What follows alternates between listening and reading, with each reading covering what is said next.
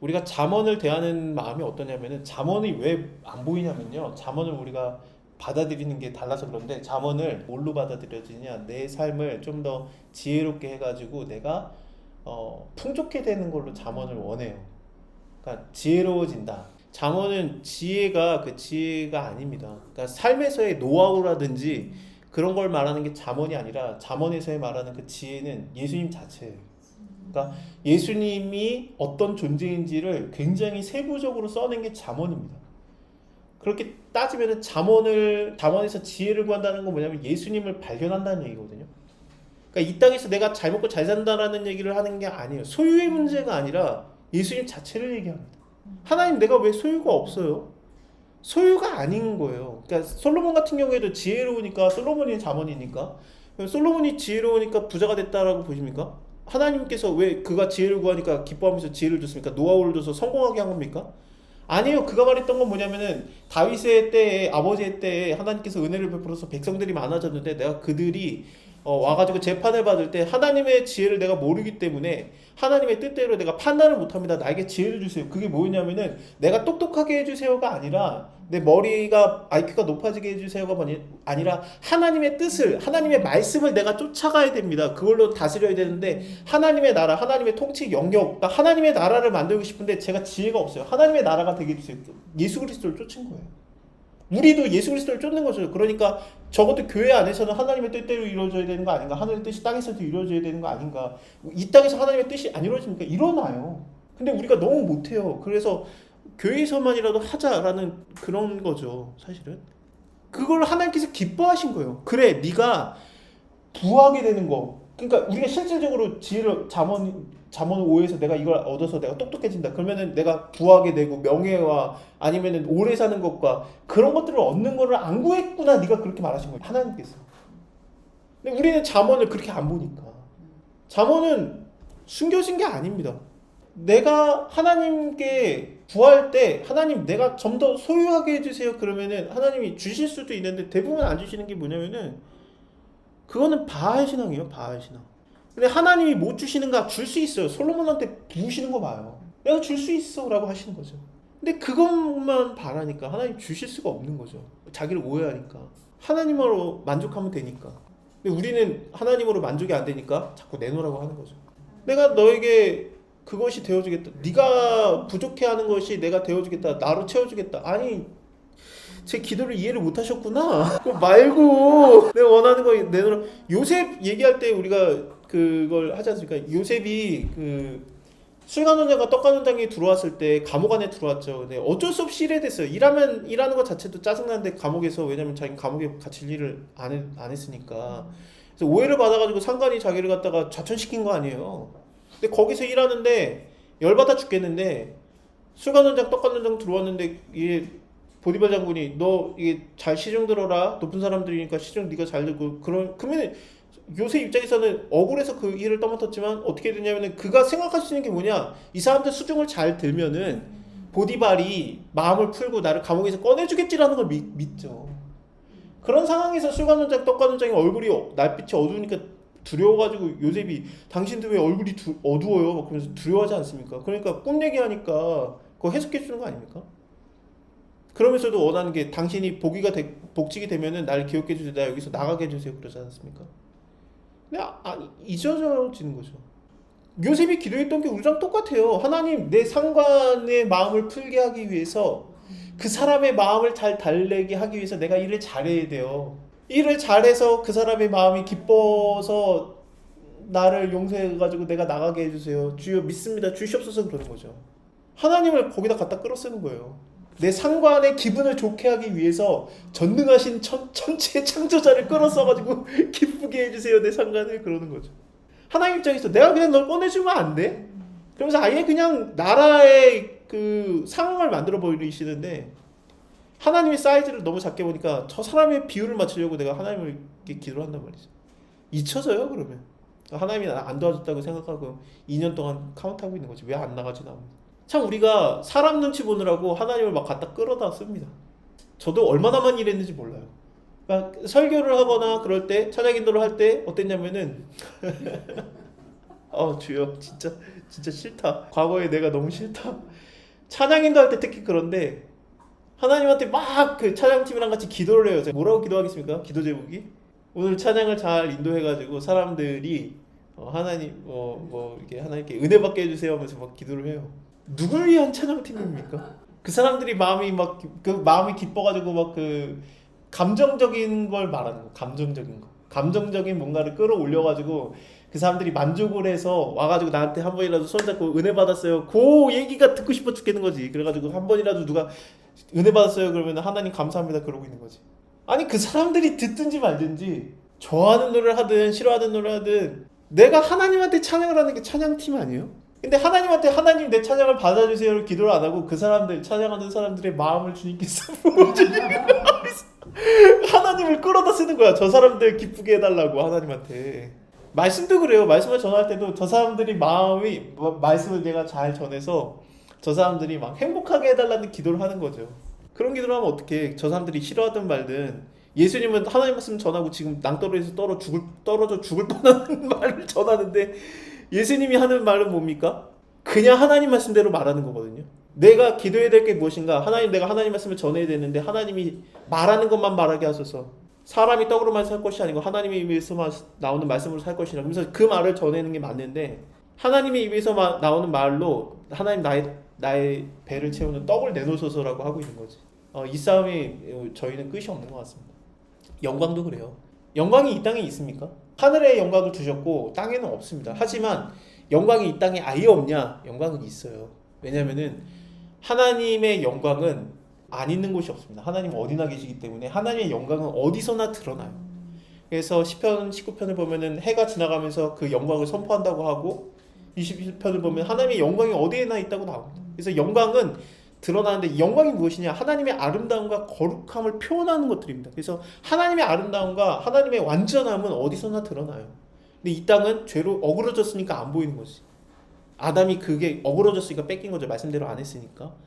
그래서 내가 하나님 말씀에 순종하면 하나님의 영광은 드러납니다.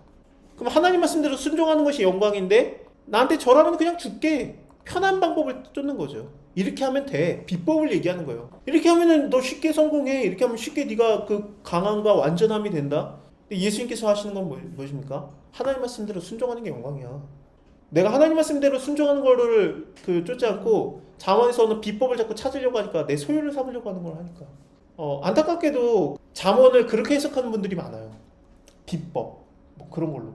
근데 하나님 말하는 건 뭐냐면 그거는 영광이 아니다라는 거죠. 하나님 말씀대로 순종해서 받는 영광은 수치와 버려짐이 될 수도 있다. 하나님 저를 영광스럽게 없어서 그것이 참 어려운 것 같습니다. 하나님을 쫓음으로써만 가장 큰 문제, 먹고 사는 것이 해결받느냐. 그리고 과연 내가 영광이라는 것이 이 땅에서의 영광과 다르긴 한데 이 땅에서의 소유가 아닌 하나님의 더 좋은 곳으로 영광이 채워지는가. 여기서 물질도 있어요. 그러니까 먹을 것이라는 게 결국 물질을 얘기하니까 물질과 내가 원하는 욕심이 아닌 하나님께서 주신 영광과 그런 것들이 과연 이 땅에서의 보호하심을 받는 거라든지 보호를 받는 거라든지 이런 것들이 하나님을 믿음으로써 이루어지는가라는 것이 정말 어려워요. 정말.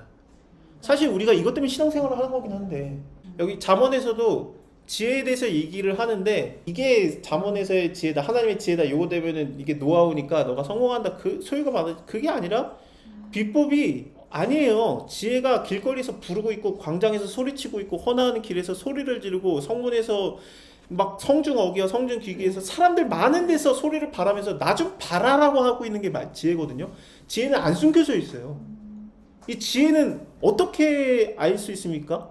지혜는 하나님의 신이 부어지면은 그 보배를 우리가 발견해요. 그래서 하나님의 말씀이 이렇게 우리에게 받아들여지는 것인데 나의 신을 너에게 부어주며 나의 말을 너에게 보이리라 그랬기 때문에 성령이 부어지면은 그러니까 성령이 함께함으로써 이 하나님의 예수 그리스도가 발견이 되는 겁니다. 그거는 우리가 할 수 있는 건 사실은 아니에요. 하나님의 신이 부어져서 우리에게 이걸 보여주면은 깨달아지고 알아지는 겁니다. 그래서 이 감춰진 보배라고 하는 게 안 감춰져 있는데 감춰진 것이라고 되고 찾아지는 것이 왜 그러냐? 왜냐하면은 이 보배는 하나님이 보여주면은 보이는 거예요. 그래서 눈 있는 자는 볼지어다 귀 있는 자는 들을지어다 하면서 하나님께서 이렇게 찾게 하는 겁니다. 이거에 반대가 되는 것이 무엇이냐면 내가 남의 것을 뺏어서 내 소유를 삼는 거거든요. 그것을 성경에서는 뭐라고 표현을 하냐면은 지혜를 쫓지 않고 다른 걸 쫓는 것을 행악하기를 쫓는다는데 여기서는 그거를 음료라고 표현을 합니다. 그래서 사망의 길로 인도하는 자가 음료로 표현이 되고 예수 그리스도를 쫓으면은 너희를 풍요롭게 하고 하나님이다. 그래서 너희를 살리는 것이다라고 표현하고 있는 게 잠언입니다. 잠언에서 지혜가 과연 하나님이시냐? 지혜는 하나님입니다. 근데 지혜 자체를 하나님과 예수 그리스도와 똑같이 보면 안 되는데 왜냐면 솔로몬은 구약 때 사람이니까 예수 그리스도의 완전함을 알지 못했어요. 완전히 예수님의 모습을 알지 못했어요. 많이 알았죠. 하지만 아직 눈으로 보지도 못했고 귀로 듣지도 못했던 상황이었기 때문에 하나님이 가르쳐주는 만큼만 알 수 있었거든요. 그 지혜라는 존재가 자기 스스로가 얘기를 하는데 8장에서 지혜가 부른다 그러면서 지혜가 얘기하는 게 뭐냐? 지혜 스스로가 얘기하는 거예요. 여호와께서 그 조화의 시작 곧 태초에 일하기 전에 나를 가지셨다. 이미 내가 거기서 세움을 받았고 하나님 아버지로부터 파생된 게 아니라 원래 있었던 존재예요. 원래 있었던 존재고 왜냐하면 그 존재가 이 땅에 구름이 창조되기 전에 그리고 바다의 샘들이 힘이 있게 그럴 때 바다의 한계를 정해서 물을 명령해서 너희는 더 이상 넘어오지 못할지어다 하면서 바다의 물이 더 이상 넘어오지 못하는 그런 땅의 기초가 정해질 때 내가 그 곁에서 창조자가 되었다. 그래서 예수님이 나오는 지혜가 창조자. 예수님이에요. 예수님이 함께 사역을 하신 거예요. 창조 사역. 예수님을 얘기하는 겁니다.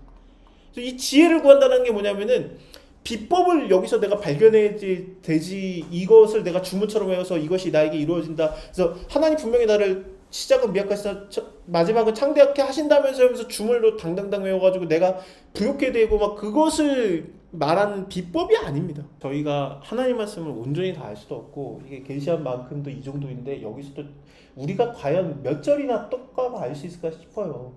근데 한 부분 한 부분을 보면서 우리가 하나님을 발견하게 하시는 거고 하나님이 그걸 통해서라도 교제를 해요. 그러니까 내가 어떤 말씀을 내가 강하게 받아들였다. 이게 깨달아지고 내 마음을 움직이고 그렇다. 그러면 그것은 하나님께서 나와 연결을 하시는 부분이라고 생각을 합니다.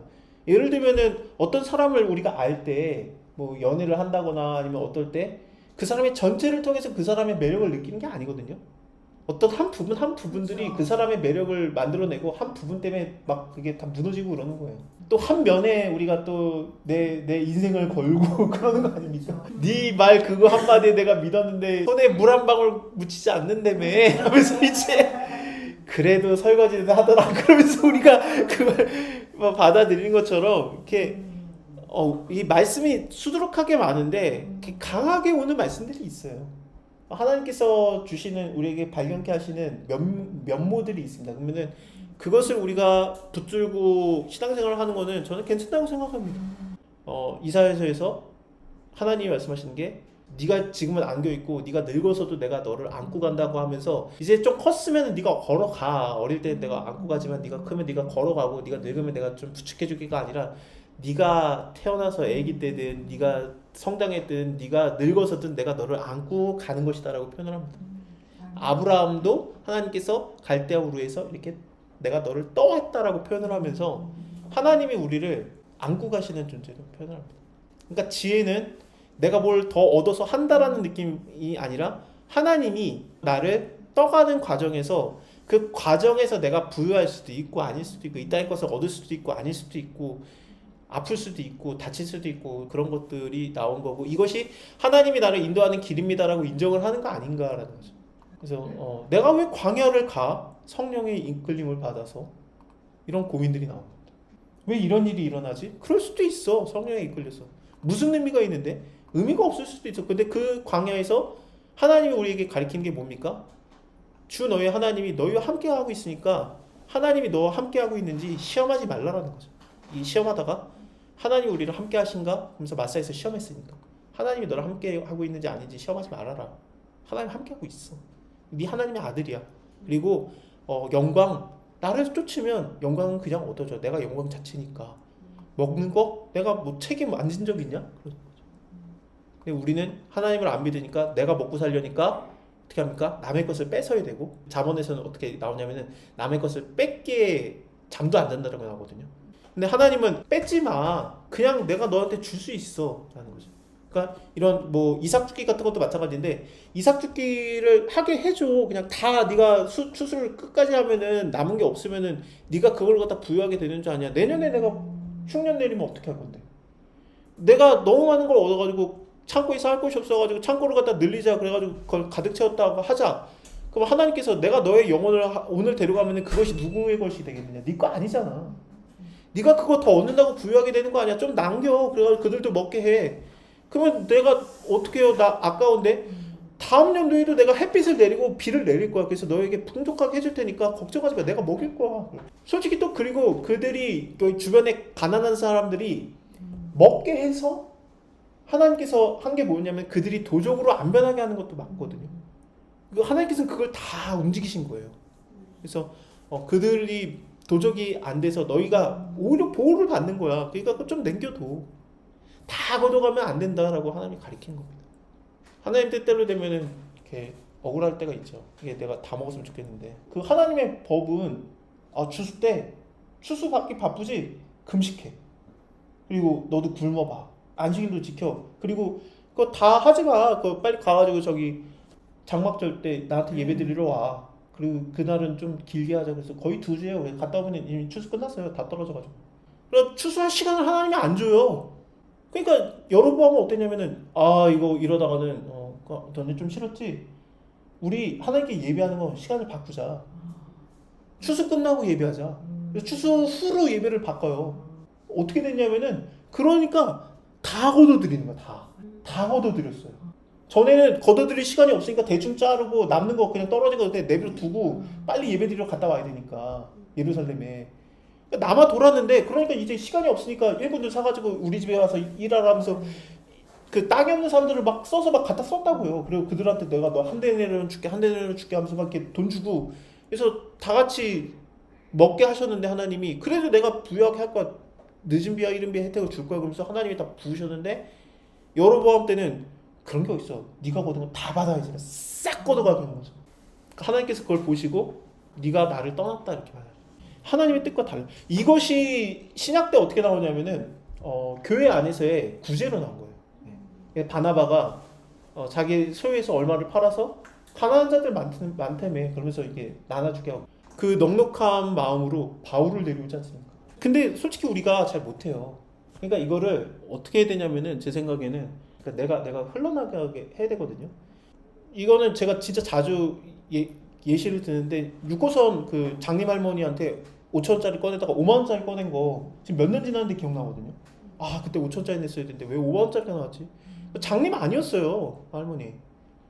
분명히 지나갔는데 내가 말아야지 했는데 갑자기 뒷걸음 치는 것도 내 앞에 섰다니까요. 장님이 아니잖아. 건강해요 마이클 잭슨처럼 문어크로. 장님 아닌데 이거 근데 그래가지고 근데 꺼내가지고 5천원짜리 내야 되는데 5만원짜리 냈는데 생각이 안 끝나요. 그러면은 예수님이 잘했다 충성된 종아 네가 나에게 5만 원이 필요할 때 5만 원을 줬느니라. 6호선 할머니였구나. 알아요. 기억나. 그게 과연 그것이었는가. 예수님이 말하신 게 뭐냐면 내가 목마를 때 너가 나에게 물을 줬고 내가 배고플 때 먹을 걸 줬고 내가 그 벗었을 때 나에게 옷을 줬느니라. 기억을 못해요. 우리가 언제 그러거든요. 기억이 안 날 수가 없어요. 왜냐면 제가 악해서 그래요. 제가 너무 악해서 5만 원 낸 게 기억이 나요. 왜냐면 저는 그거에 대한 대가를 받고 싶으니까. 내 선행에 대한 대가를 받고 싶으니까 기억이 나는데 그러니까 염소로 분류된 자들이 기억이 나는 거죠. 내가 주의 이름으로 귀신을 쫓으며 주의 이름으로 큰일을 행하며 주의 이름으로 병을 고쳤나이다. 근데 예수님이 기억을 못해. 네가 뭘 했는지 일단 불법을 행한 자에 나에게 떠나가라. 슬피 열매 이르가 있으니. 난 너 누군지 모르겠는데.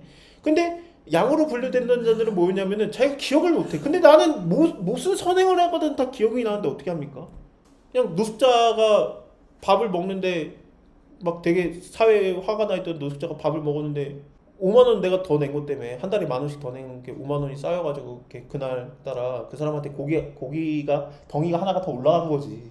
그 사람이 그걸 먹고 사회에 대한 불만이 해결이 되고 내가 이렇게 살아도 되나 그러면서 가족으로 돌아가길 원하고 가족으로 돌아갔더니 그 자식이 왜 돌아왔지? 그때 알고 봤더니 고기 먹어서 그렇다. 그래서 예배 드렸다. 거기가 뭔가 그래서 소중한 사람들 한번 왜 몰래 와서 자기도 밥 먹어봤다가 하나님까지 예배 드리는구나. 그래서 자기가 신학생 되겠다. 그래서 신학교 가가지고 캄보디아로 가서 교회를 세웠다. 그래서 거기에서 일들이 일어났다. 그러면 하나님이 저한테 그러는 거예요. 잘했다 충성된 자가 네가 캄보디아에 교회를 세우느니라. 제가요? 언제요?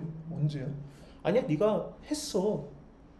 제가 말한 게 지금 과장하는 게 아니에요. 바울이 로마서를 쓸 때 담임 목회자로서 글을 쓰거든요. 너희가 막 이러면서 막 강하게 써요. 막 이렇게 1장부터 아주 막 강렬하게 쓰는데 그냥 율법이 다야? 막 그러면서 막 이렇게 써내려가는데 로마서를 쓸 때 로마 교회에 바울이 한 번도 가본 적이 없어요. 바울이 전도했던 자들, 바울과 동역을 했던 자들이 그들이 바울에게 배우고 동역을 하고 그들이 또 전도를 하고 그게 또 하고 그 다음에 또 연결돼서 하고 그 다음에 또 연결돼서 하고 그러다가 그 사람들이 연결된 사람들이 로마까지 가서 로마에서 교회를 세운 거예요. 바울이 로마 교회를 세웠다라고 평가를 해줘요. 안 갔어요. 바울은 로마에 가본 적이 없지만 나중에 죽기 전에 사도행전 28장에서 마지막에 가죠. 그래서 로마 교인들과 인사를 하지 않습니까? 그 전에 한 번도 안 가봤는데 로마서 어떻게 썼냐? 어떻게 로마 교회에 담임 목회자로서 감히 쓸 수 있는가? 바울이 굉장히 겸손한데 이걸 인정해 주는 거예요. 네가 했다라고 평가를 해주는 거예요. 그래서 제가 한 것이 그냥 나는 잊은 거죠. 그래서 네가 캄보디아에 교회를 세웠어. 제가요? 언제요? 하나님이 그러시는 거예요. 내가 그걸 갖다 네가 갖다 이랬어. 아유 하나님 감사합니다. 이게 예수님께서 천국의 비유를 얘기할 때 그 천국의 7가지의 비유를 얘기했을 때 천국이 우리거든요. 이게 천국이 저희 것이며가 천국이 하늘을 얘기하는 거지만 하나님의 나라라는 단어를 천국이라고 하늘나라라고 표현을 한 건데 천국이라는 것이 이미 우리예요. 하나님의 통치가 일어나고 있으니까. 근데 그 천국의 비유에서 하나가 뭐 있냐면은 천국은 마치 누룩과 같으니 빵 전체를 부풀게 한다라는 내용이 있습니다.